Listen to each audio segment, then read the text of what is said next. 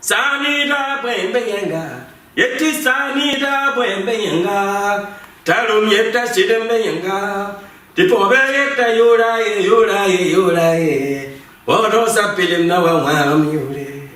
Nobles gens, nous vivons dans un monde où les ténèbres s'efforcent d'éteindre la lumière. On raconte qu'un matin, un paysan égare sa hache.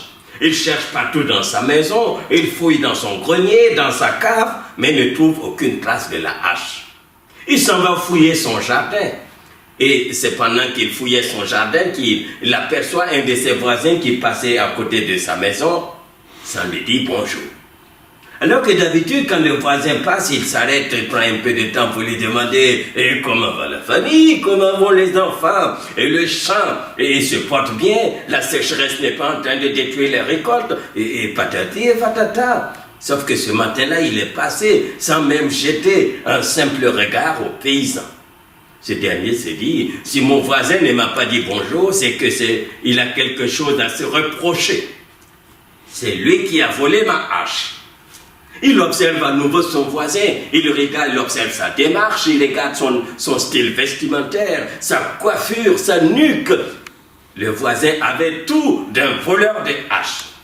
L'intonation de sa voix n'est rien d'autre que l'intonation de la voix d'un voleur de hache.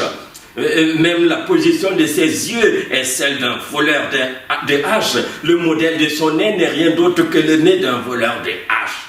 D'ailleurs, la couleur de ses chaussures, c'est la couleur des chaussures d'un voleur de hache.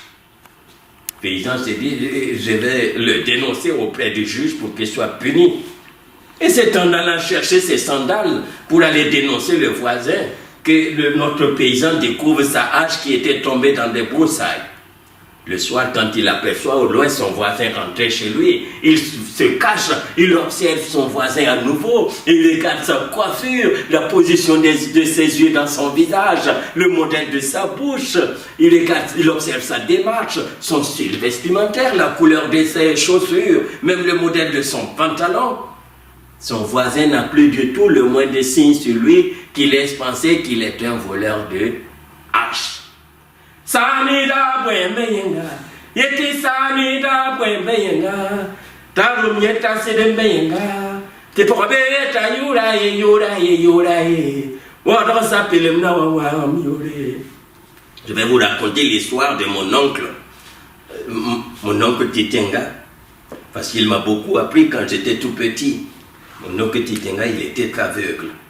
Et un jour, il y a quelqu'un qui vient le voir et lui dit, écoute Titenga, tu devrais t'acheter une lampe. Mais mon oncle lui dit, mais qu'est-ce que tu veux que je fasse d'une lampe? Je suis aveugle. Il dit, écoute Titenga, toi qui aimes te promener dans la nuit noire, si tu avais une lampe allumée, eh bien nous on serait rassurés, parce que les gens qui te croisent verront la lumière et ils ne te croiront jamais. Tu as une idée géniale, toi. Le lendemain, mon oncle Titenga va s'acheter une lampe tempête. Eh bien, il faut dire qu'on était rassurés quand on l'a vu partir de chez lui avec sa lampe allumée, à grands pas, en chantonnant. Parayora lekva, sida yora nukva, manuko nuka pardon le véro. Parayora lekva, sida yora nukva, manuko nuka pardon le véro. Parayora lekva. Le voilà parti. Nous, on était en train de nous amuser. Quelque temps après, on entend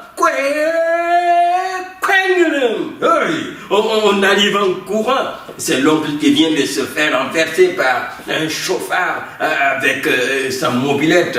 L'oncle roule, il se relève et il demande, ça ne va pas la tête? Pourquoi tu me cognes?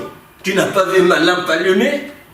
Et l'autre répond, excusez-moi, mais votre lampe, elle est éteinte.